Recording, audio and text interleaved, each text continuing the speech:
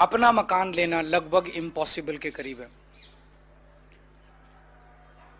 मैं अभी जब अपनी विधानसभा में घूम रहा हूं, बहुत सारे सफाई कर्मचारी आते हैं।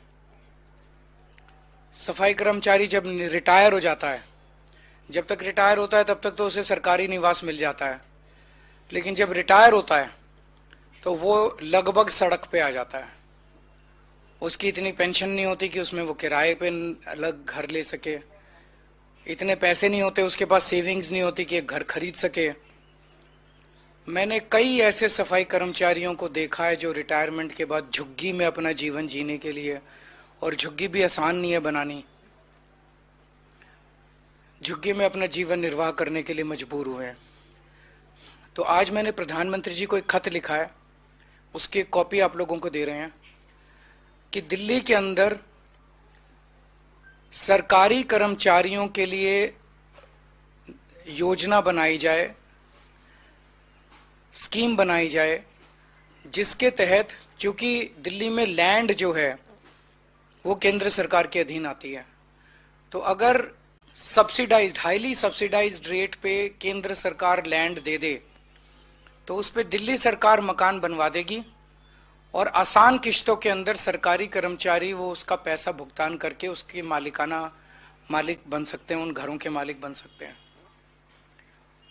तो मैंने आज उनसे निवेदन किया है कि इसकी शुरुआत हम सभी सफाई कर्मचारियों से कर सकते हैं। इस योजना की एनडीएमसी के सफाई कर्मचारी हैं और नगर निगम के सफाई कर्मचारी हैं, और एनडीएमसी के और दिल्ली नगर निगम के जो सफाई कर्मचारी हैं, इन लोगों से इस योजना की शुरुआत की जाए, जिसके तहत केंद्र सरकार जमीन दे, दिल्ली सरकार उस पर घर बनवा दे, और सभी सफाई कर्मचारी आखिरी के अपने कुछ सालों में अपनी तनख्वाह में से उसकी किश्तें कटवा के, और जब तक रिटायर हों तो रिटायरमेंट में उनके लिए एक सम्मानजनक जीवन जीने के लिए घर उन लोगों को मिल जाए।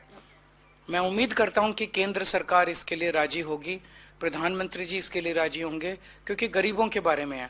तो पहले सफाई कर्मचारियों से इसकी शुरुआत करते हैं। एक बार ये शुरू हो गई स्कीम तो फिर अन्य कर्मचारी, सरकारी कर्मचारियों के लिए भी इसको लागू किया जा सकता है। तो ये बेहद कल्याणकारी, जैसे प्रधानमंत्री जी ने कहा कि दिल्ली की कल्याणकारी योजनाएं लागू रहनी चाहिए, तो नई नई कल्याणकारी योजनाएं भी लागू होनी चाहिए। ये एक नई कल्याणकारी योजना मैंने आज प्रधानमंत्री जी को भेजी है। अगर आपका कोई प्रश्न है तो अभी सफाई कर्मचारियों से शुरुआत की है। दिल्ली नगर निगम और एनडीएमसी, इनके जितने सफाई कर्मचारी हैं, इन लोगों के लिए एक हाउसिंग स्कीम बनाई जाए।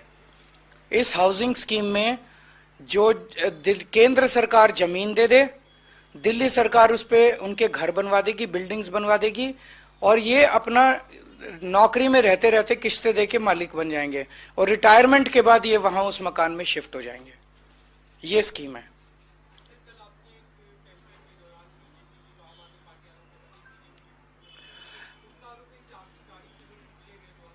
देखिए, इस बार हम जिस तरह का कैंपेन देख रहे हैं, दिल्ली के लोगों ने इस तरह का कैंपेन देखा नहीं है।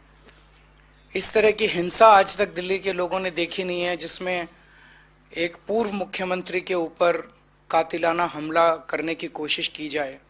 लेकिन मैंने हमेशा कहा है कि मैं देश के लिए, समाज के लिए मेरा जीवन समर्पित है। वो अपने तरीके, वो इसी तरह से, वो हार रहे हैं बुरी तरह से, वो इसी तरह से चुनाव लड़ना जानते हैं, वो इस तरह से अपनी कैंपेनिंग करें। मैं लोगों के काम के लिए, लोगों की योजनाओं के लिए, लोगों के भले के लिए, उनके विकास के लिए योजनाएं ऐलान कर रहा हूं, अपना काम बता रहा हूं। हम उस तरह से अपना कैंपेन कर रहे हैं। लिख के देने दो, वो अभी थोड़े दिन उनको उसमें जीने दो, सपने में जीने दो, कोई हर्ज नहीं है।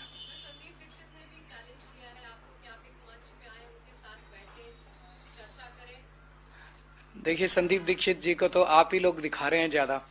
वो भी मुझे बताया गया, ऊपर से फोन आता है कि संदीप दीक्षित को दिखाओ, संदीप दीक्षित को दिखाओ। तो भाजपा को इस बार कांग्रेस का सहारा है इस चुनाव में।